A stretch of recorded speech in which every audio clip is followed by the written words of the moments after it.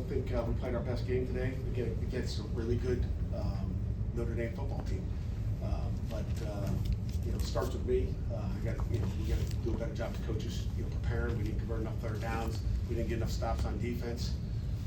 They ran the ball on us, which they've done all year. They didn't run for 306 yards.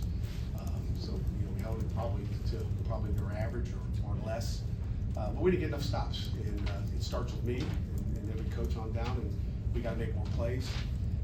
I'm proud of our football team. We don't quit at the end. There's no quit in these guys. We get a fourth down stop, and we take the ball down and score a touchdown. There's no quit out of our football team.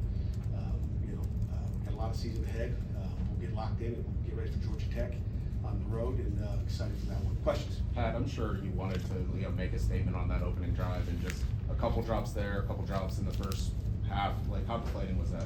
They're deflating. It's a game of momentum, and you got to make those big time players. And again, our skill guys, they've done a great job all year. So I'm not going to complain.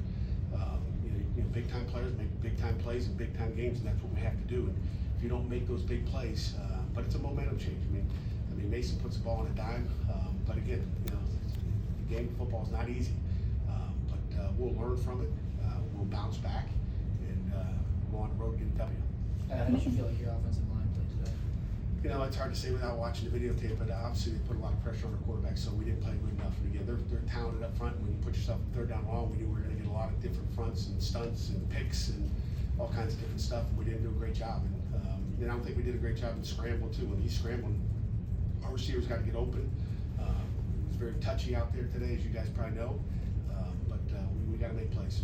Pat, Mason was sacked 3 times in I think the first 8 minutes or so. Do you think that early pressure had him shaken up at all? He's not a guy that gets shaken up, but I think it would shake anybody up a little bit. You start to go, okay, I'm gonna have to get the heck out of here. So again, give them credit. They got a good front seven. As talented as you're facing the country, and they got good players. At the long touchdown run by Love, followed by the pick six in a span of 17 seconds. Just how difficult was it to come back from that, and how did you guys try to respond? Our kids, I think, responded well. There's adversity in the game. I don't think our guys ever put their head down and they popped a run on us, and we've seen that before. He's talented. He's a Heisman Trophy candidate. That's a big guy with some speed that can go. We missed a couple tackles, and they fit it great. So we got to be more physical at the point of attack and big plays. Pat, this wasn't a must-win in your eyes, but for the Pitt fans, it had a little bit more meaning. You sold out crowd, game day, Aaron Donald retirement. What do you say to the fans after a showing like this? I apologize to the fans. I think that was a great showing. I walked out the game day. That was a heck of a day, at least to start. For our Pitt fans, for the University of Pittsburgh, for this city of Pittsburgh. I appreciate everything they did. I wish I could have given more. There's only still basically 6 games. Do you think there's some things you could take from this game, learn now that you've got to go on the road and play another big time opponent? Yeah, no question about it, Paul. Every player on our football team will learn from just the little details. And I'm watching stuff on defense, at least from the iPad. There's so many details that we can fix and clean up that I look at and go, "What are you doing?" We haven't done in the past. So that's all part of it. I want to make sure guys weren't too hyped up. Maybe they were, but I thought that was one of the keys to victory is making sure guys didn't get too cranked up. And when you start to drop passes, it gives me a signal that maybe you were too excited. I didn't want them to get too darn excited, because that's how they beat you is by getting you too hyped up. Just about the kicker situation. Obviously you didn't have Trey, and you also attempted a 53-yarder with Sam. Is that normally his range? He's hit him before. I think if you go back to the spring game, he hit a 52-yarder. We got a lot of confidence in that's a long kick, but we had to take a shot at it. We were in the fourth down and go area of the field, and I wanted to see what he had. We do that every time, whether it's Trey. 52 yards is no good, not easy for any kicker.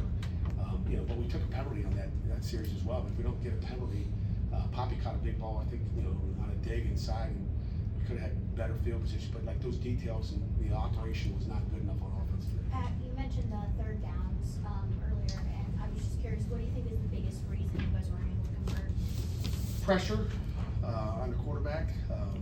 Again, you have to go back and watch tape. Our guys were getting open or tugged or whatever else was happening in there. But we got to get open. We got to make plays, and we got to protect our quarterback. We didn't do a good enough job across the board. When you don't convert a third down, you convert a couple fourth downs. You know, we get down to the 1 yard line, to the half-inch yard line, we don't get a touchdown, and it was kind of one of those days, I guess. You know, the game could have been a lot closer than it was. Our kids played their tails off. I love that team in that locker room. They played hard, they didn't quit, and that's what you love about this group. You know, there was no hanging heads down there. You know, our guys were playing. Pat, how impactful were the multiple short field opportunities for Notre Dame? A couple touchdown drives started around midfield. Yeah, I mean, you know, those, midfield, cross midfield for sure. I mean, shoot, that first series, I mean, 48-yard line. I mean, it was 43-yard line. I mean, it was, you know, it was not good field position in the first half. I don't know what, you know, but we definitely got dominated, you know, by field position, and you know, we can't do that to ourselves. How much did the Love rushing touchdown, that pick six, and 2 plays in the first quarter really change the game? Yeah, I mean, you know, like I said earlier, it's a game of momentum. You know, I haven't seen that pick six yet. I just saw the guy walk in the end zone, so I'm not sure what he saw, you know, what coverage they were in. Obviously, check that out tonight. But you know, it's a game of momentum. You know, instead of us going down and scoring and not making some plays, you know, they turn around. How do you keep this loss from kind of like snowballing? Very easily.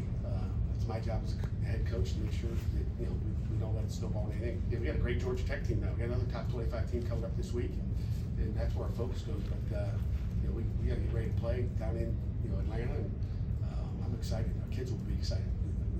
This will not snowball into anything. What did you make of the red zone situation? I think you guys had 8 plays out of it, couldn't get in the end zone. Yeah, I mean, you got to convert. They're not, you know, they're one of the best red zone defenses in the country. We didn't make plays. You know, we'll look at the videotape, see what we were doing. I thought we had an excellent game plan going in, but you know, good defenses, you know, can change that. Couple more. Coach Freeman just mentioned during his press conference, he mentioned Mason and his ability to escape the block, and he said that was something that was very impressive, and alluded to defensive big plays. Any silver lining in what you saw and his escapability that, you know? Yeah, I mean, he's avoiding some really good players, and I wish he wouldn't have, you know, do as much of that as he is, but we've seen him do that all year. He's made plays with his feet. Glad he came out healthy, and you know, he's a fighter. He's a fighter. Mason's a good player, and I was happy for Eli to come down and get a touchdown pass at the end as well, just to give him some, you know, some time as well. Anything else? Okay, thank you. Again, you know,